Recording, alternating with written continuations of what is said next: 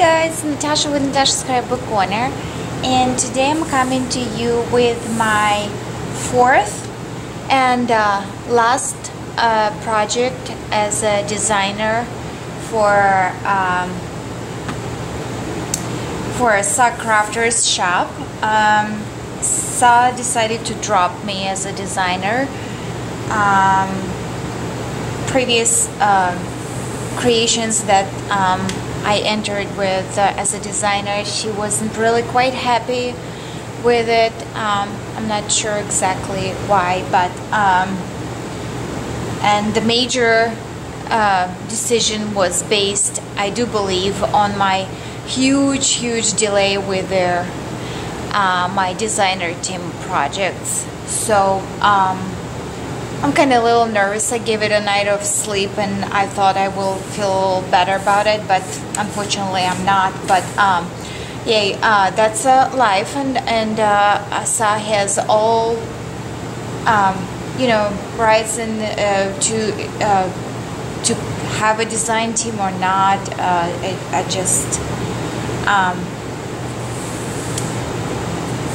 I'm a little bit upset, but I hope this project will do the justice to what I can do as a designer, and that will clearly promote your store embellishments and stuff. And I greatly appreciated that I've been chosen on a design team, and I had a chance to design for this month of August for you and for your shop, because you have wonderful goodies. And so yes, that was the sad news, but the good news that I finally got my charger for this camera, so now I can record not on my iPad. I know it's narrow screen, nobody likes that. So now I have a chance to record it properly, a good video quality, and I got my stencil and couple items that I shipped from Florida up north. Unfortunately, I'm still stuck up north, family issues, but yes, so I was be able to finish this project, and it's few days before the August ends, so I kind of finally did it. So Sarah, here it is, my last project as a designer.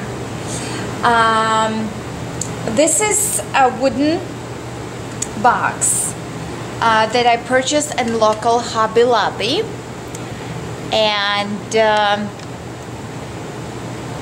I had a vision when I opened my design with my design team package from Sa, and the first thing that caught my eyes was this gorgeous trim, and I knew for sure I want to do a shabby box. That image was embedded in my mind, and I was gathering some materials because I do not have a lot of craft supplies up here up north, so I'm not really set up for crafting in here. So it took me a little bit of while to gather some materials, and then, even though it was kind of, you know, plenty enough, I still envisioned something else, and specifically for a stencil, which I purchased from Sa's shop quite a bit, you know, quite a long time ago. I'm sorry, my hands are still shaking. I'm a little bit emotional, but this is the reverse honeycomb stencil, and I purchased a couple more. This like kind of like a mesh and reverse brick. I absolutely love her stencils. So this didn't. She has so many different ones. So you better you go ahead and check her shop for those stencils. They're really good, and they're not so big, so you can fit in small places, which is absolutely wonderful. So let's start with the so the box was just plain wooden, and first I wanted to do it in creams, but then when I started to think about it, because the trim is cream color, it would blend. So while I started to paint my box, I decided to work with two colors, and this is light buttermilk from Americana and soft black. Those are my two favorite colors, and this soft black is almost like a brown color. Very nice colors. So what I did first, I gave it I painted the box in soft black, all box. Then I wanted to do a crackle effect, and I used this crackle medium. So I applied 2 coats of those, and when I applied the butter, the light buttermilk on top of those mediums, I wasn't quite happy with the crackle in effect, so I actually left the crackle effect inside of the box, and I will show it shortly. But on outside, I just went and painted again with my soft black. Okay, so that's the painting work on this box, and the next move was to decorate the top. Okay, and I wanted to do the mask, and unfortunately didn't come out clear, and I went and purchased, because as I said, I do not have a lot of supplies in here. I went to my Hobby Lobby, and luckily for me they did had a Prima stencil, and I love this stencil. I have it in Florida, but now I do have it in here. So I used this stencil, and I used the modeling paste, and I mix it with my light buttermilk paint, and I added a little bit of pearlizing mix medium, and then I just applied.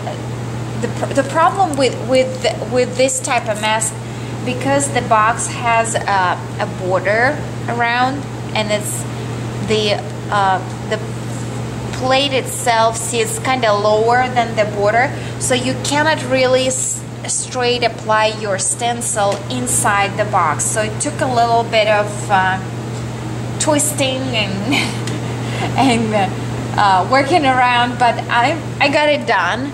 I think you can see the birds on the branch, and the words are, they kind of a little bit smushed, but unfortunately I could not do a better job on that. So, but still you can see the script in there. Okay, so after that I applied the stencil and I let it dry. I actually decided to put some flat back pearls, and they are in cream, and all the links for the products I will pop down below, so you can easily find those products at our shop. So I put this flat back pearls all the way around the box to create like a little border, and then I knew I wanted to do a cherub, and SaCrafters, excuse me, I actually forgot about those guys. SaCrafters 2 size of cherubs. didn't have them. So I used the larger one, and I used the small one of my previous design team projects on the card, and it looks so nice. And they're very lightweight. They kind of like plastic, and they take in painting really well. So I use the larger cherub in here. And what I did, because I knew he's gonna be, let me zoom in,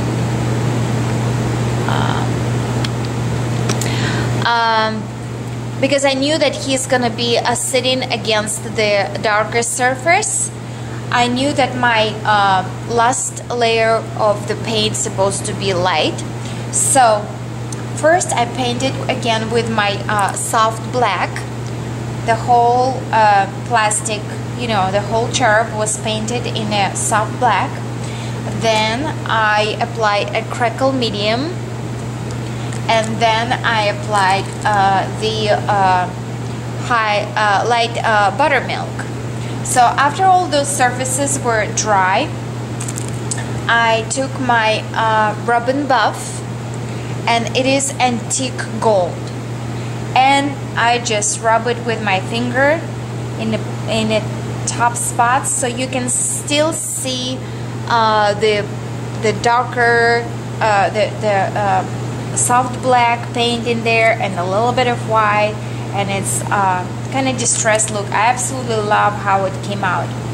Okay, so after that, that my cherub found a home in the corner, I wanted to do some sort of background in here. And let me show you. This is the trim that I purchased from Sa a while ago. Absolutely love this trim. So this is not my designer team package, but I absolutely love this trim. So I was kind of waiting for these two items to arrive, and my mail is not quite working well in here, so I got the masks and the trim just recently, so I got a chance to finish this box. And so I just snipped about that much of that trim, about 5 inches. Yeah, about 5 inches of that trim, and I adhere as a fan going around underneath of the cherub. And I put some Prima flowers. This is the Prima, and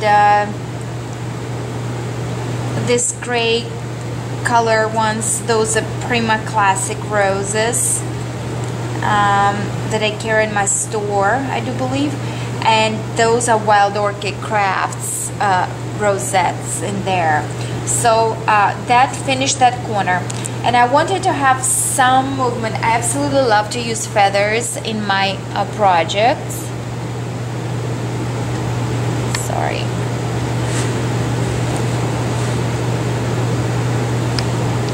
So I purchased at Hobby Lobby. This is a wedding spray, and it has acrylic flowers, some beads in there, and feather. And what a nice size it is. So I used that. I just stuck it in there in a corner. So that corner was finished, and then I decided to put some. Sorry for shaking as I'm trying. It's so hard to record it. So I snipped a little bit of piece of that brown trim and placed it in that corner, in opposite corner. And underneath I put some Wild Orchid Craft rose in there and some Prima Classic roses. then I still wasn't happy with the with the top of the box, because actually I was envisioned to do like a mosaic type, like art tiles, and then because it was shabby, I didn't want to go with the art tiles.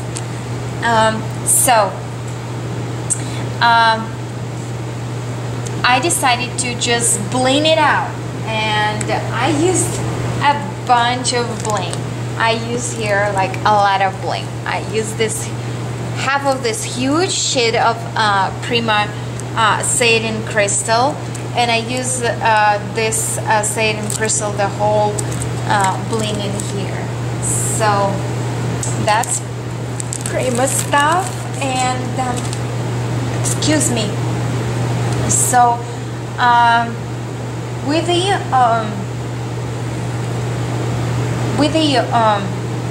bling, before you will cut the